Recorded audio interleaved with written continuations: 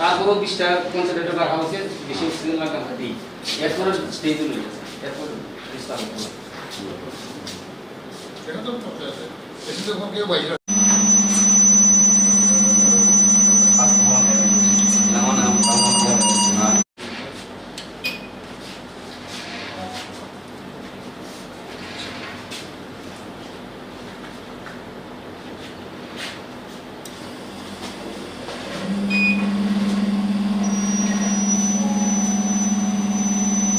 চারজন আর কম সিরিয়াস থাকবো ওইটাতে, এর চেয়ে কম সিরিয়াস থাকবো সিসিতে, ওই যে এখন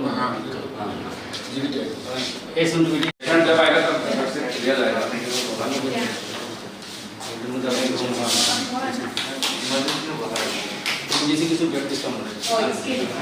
আজকে আমরা এখানে ডিস্ট্রিক্ট লেভেলে আমাদের একটা কমিটি আছে, কোভিড-19 কমিটি। আমি চেয়ারম্যান ছিল ডিস্ট্রিক্টে। আজকে আমরা প্রেজেন্ট সিচুয়েশনকে নিয়ে পরিস্থিতিকে আমরা রিভিউ মিটিং করলো। আমরা খুব বলতে পারি আমাদের কয়েক ডিস্ট্রিক্টে ওখানে বেশি পজিটিভ রেট বাড়েনি, নর্মালে আছে। আমরা খুব ভাগ্য ভালো। প্লাস আমাদের কয়েক ডিস্ট্রিক্টে আমি দেখেছিলাম আমাদের সাফিসিয়েন্ট আমাদের কোভিড কেয়ার সেন্টার এখানে আছে। ওখানে আমাদের এখানে আইসিইউ বেড তৈরি হয়েছে। আমাদের কোটা পেয়েছে 30টা কোটা পেয়েছে, এর মধ্যে আমরা 26টা রেডি করা হয়েছে। এটা হলো আমাদের ICU bed COVID-19 care centre. আমরা এইভাবে আমরা 3-4টা আছে, একটা 83 ক্যালোবেসগুলো আছে, তেলেমারাও আছে। আপাতত আমাদের কোনো কমি নেই, আমাদের ভ্যাকসিন চলছে, আবার পজিটিভ টেস্টিংও চলছে।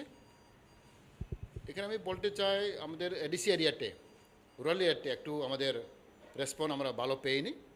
তো আজকে আমার ডাক্তারকে বললো যাতে আমাদের টেস্টিং যাতে আরও বাড়িয়ে করি, এবং গ্রাম লেভেলে একটু কনফিউশন আছে, তার জন্য টেস্টিং করেনি, আমরা বেশি কোঅপারেশন পেইনি। তো আমরা বলবো যাতে আমাদের ওখান, তবু আমি শুনেছি আস্তে আস্তে আমাদের ওনারা ওখানে অগ্রসর হয়েছে।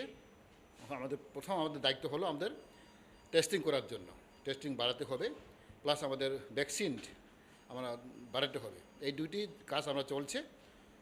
তো আমি বলতে পারি খোয়াই ডিস্ট্রিক্টে আমরা এখন ভালো স্টেজে আছে।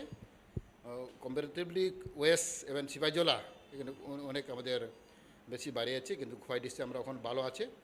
আমি আশা রাখবো যাতে আমাদের সব এখানে ফ্রন্ট লাইন ওয়ার্কার, আমাদের সিভিলিয়ান সব লোকেরা আমি বলবো যাতে আমাদের কোঅপারেশন করি, গাইডলাইন মানিয়ে চলি।